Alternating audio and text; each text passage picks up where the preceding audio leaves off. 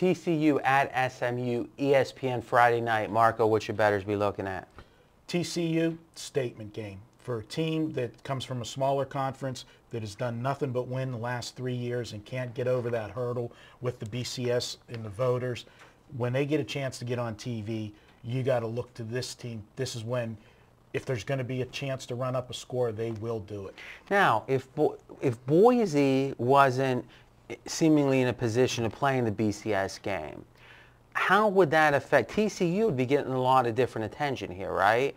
Because there'd be talk: could TCU go undefeated? Would they make the BCS? It almost seems to be that Boise is making TCU an afterthought when it comes to that kind of talk. Is that an advantage or disadvantage, especially with them laying over 2 touchdowns here? To me, I think it's an advantage motivational-wise, because they know that not only do they got to get over the hurdle of themselves because of the conference, like you said, they're one step behind Boise in public perception right now, because Boise did beat them last year in the bowl game, and Boise got that first TV game. Well, granted, as we said, Virginia Tech's now gone on.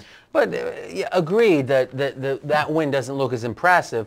But the fact is, they're third, right? And it should, unless both Ohio State and Alabama go undefeated, it would seem that if they go undefeated, they're going to play in the BCS game.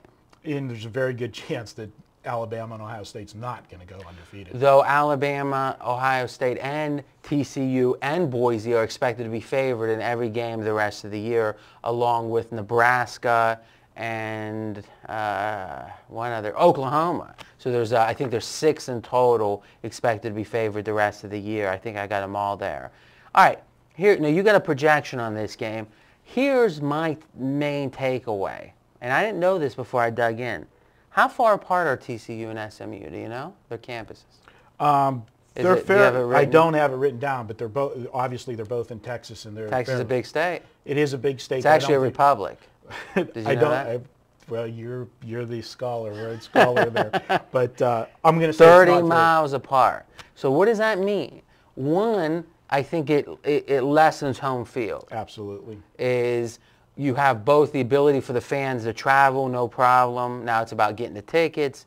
And then number 2, most likely, and I don't know this, so maybe in the comment section we can get some feedback, they're probably going to stay in their normal bed, stay at home, and then drive for the 30 miles. Now, sometimes coaches like to get in bowl games, especially even when they play near home, they like to go to a hotel to kind of seclude the team.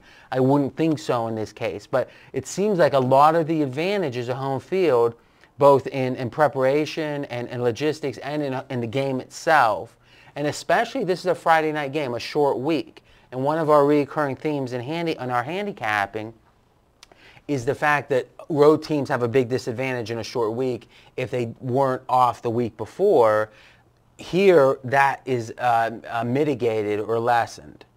Negated. Negated, that's a good word, yes.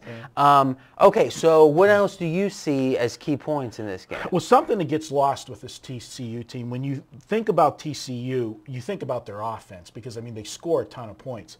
They have a very, very good defense, and you're going to see that on Friday night. And if they can shut down a team like June Jones's SMU offense, which is high flying, that's going to add to the impressiveness for them. I really think you're going to see the best game of the year out of TCU. This is a game, they're going to be the only game on TV. Anybody that's watching, it's going to be watching. No, we know that for a fact. This is their only game on TV? Their only game where they're going to be the only game that day. Okay, so the only Thursday, Friday, right. Okay. They're going to be center stage. So this is a big game for them. I like TCU here. I actually have TCU winning the game 42-17. Okay, I would agree. This feels like a statement game, and you got to think. Typically, when you're laying more than 2 touchdowns, it's usually the issue is motivation. And I think you'd be hard pressed to think TCU's not going to be highly motivated. So if you remove one of the biggest impediments to laying a big number, which is motivation, then it seems like there's value there. I definitely wouldn't be betting SMU, that's for sure. All right, now it's your turn to continue the conversation in the comments section with Marco and me. And in our next podcast, we'll be moving to Saturday college football.